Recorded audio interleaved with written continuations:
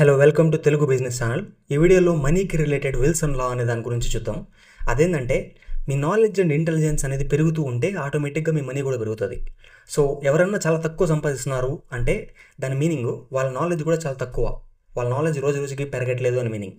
మీరు ఒక software engineer అయితే మీకు ఎంత శాలరీ వస్తుంది అనేది మీ దగ్గర సాఫ్ట్వేర్ అనే సబ్జెక్ట్ మీద ఎంత నాలెడ్జ్ ఉంది, సాఫ్ట్వేర్ అనే ఇండస్ట్రీ మీద ఎంత నాలెడ్జ్ ఉంది అనే దాని మీద డిపెండ్ అయి ఉంటుంది.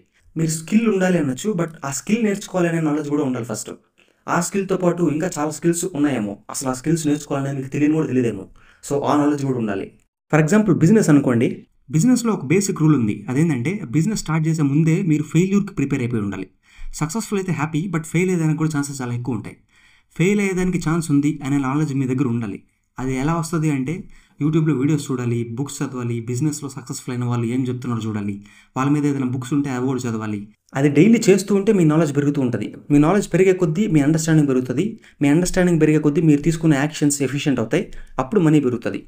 ఫర్ ఎగ్జాంపుల్ నేను నా యూట్యూబ్ ఛానల్ రన్ చేస్తున్నాను. నేను యూట్యూబ్ ఛానల్ని ఎలా గ్రో చేయాలనే దాని మీద నా నాలెడ్జ్ పెరుగుతూ ఉండాలి ప్రతిరోజు.